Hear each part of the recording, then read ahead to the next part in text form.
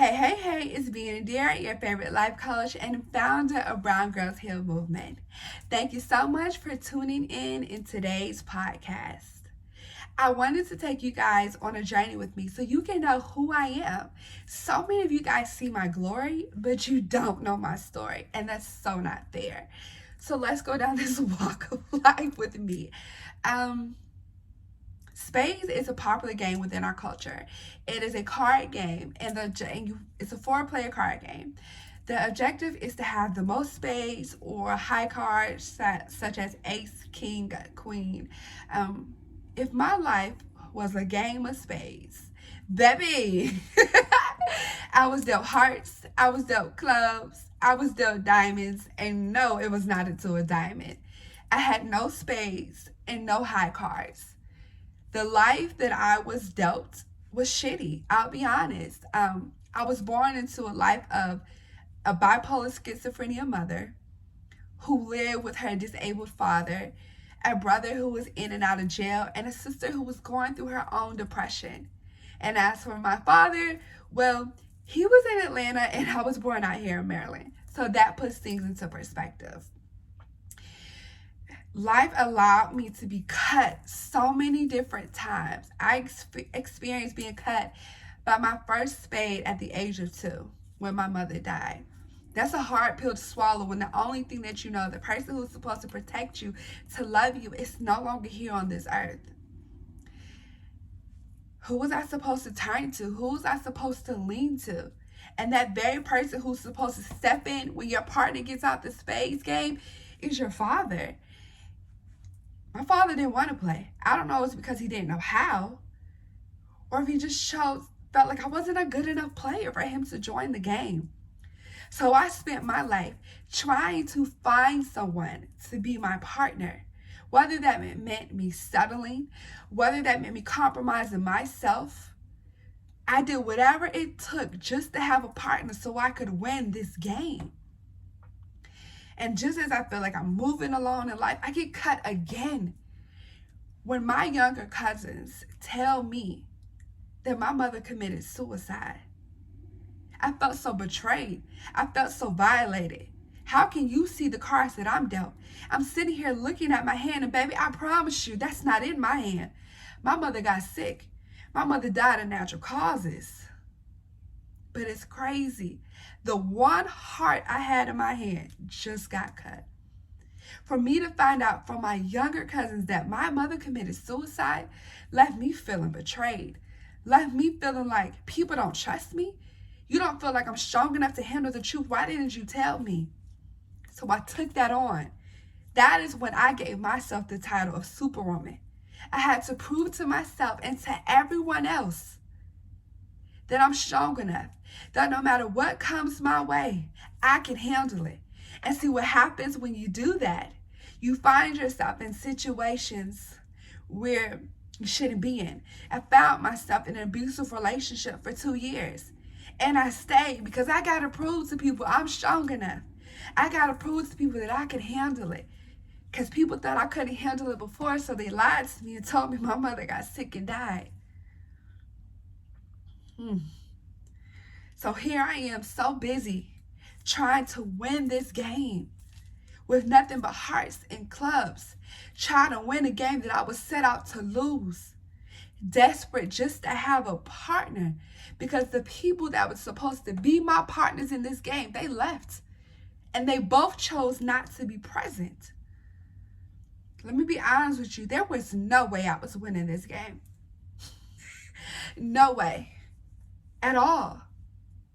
Between being cut, my only heart being cut by finding the truth of my mother's suicide, by my diamond, me being the diamond, being cut and abused in relationships. And every time I got my strength back, and every time I got hope and courage and felt like I'm a diamond again, I was cut again. When I was kicked out as a teenager and out on the streets, and the only place I had to go to live was with a teacher. I was cut. I was cut to where I no longer felt like I was a diamond. I was cut so I no longer saw my self-worth and value within myself. I was cut so bad that I allowed people to abuse me, misuse me. I had no more worth. That was it. So all I had left was clubs. So I found myself trying to be in different clubs to fit in. I didn't smoke, I didn't drink, so I couldn't hang out with them. So I found myself being the girl who had sex at a young age, being a teenager who was pregnant, because I was trying to find my club, trying to find my identity. I'm going to be honest with you. When you live in that life, when you're living a life of just trying to win the game, and you already set up to lose, baby, you find yourself reneging. And for those of you who don't know, reneging is when you play a card. Say someone plays a 2 of diamond, and we're not playing Joker, deuce, they play a 2 of diamond. You play a club, but you have a diamond. That's reneging. And so I found myself trying to hold on to my diamonds. So I would renege and play clubs. I didn't have a heart to play anymore. So I found myself trying to fit in with other clubs because I didn't want to lose the last diamond that I had. I was reneging. I didn't have space. I was getting cut left and right. And at this point, I had 1 card left and the game was about to end. So what do you do when you're looking face to face at life and you realize you're losing and you won't have any more plays? That's where I found myself in 2019. At the end, had 1 card left, and baby, I was ready to give it in. Just throw the game in. I'm done. But see, here's the thing that I didn't realize about spades. You might have lost that round, but baby, there's another round coming back. And when you dealt another cards, what happens when you got Joker, deuce, deuce? What happens when you got ace, king, queen of spades? What happens when you have more hearts? What happens when you have more diamonds? See, you can't allow one hand to define the rest of your life. You may lose this chapter. You may lose this year. But baby, I guarantee you there's going to be another hand that's dealt.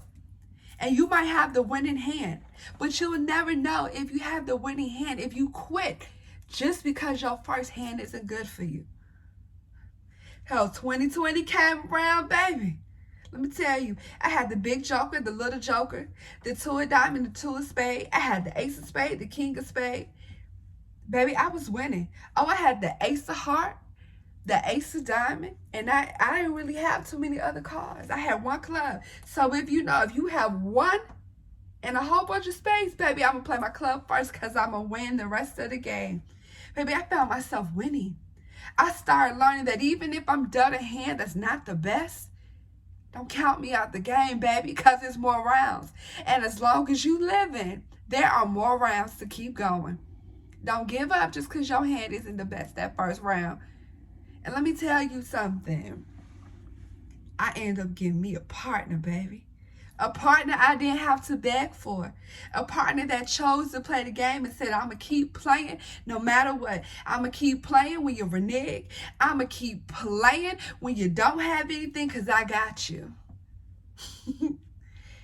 And for those of you that think I'm talking about my husband, no ma'am. Don't get me wrong. He's a good partner in space.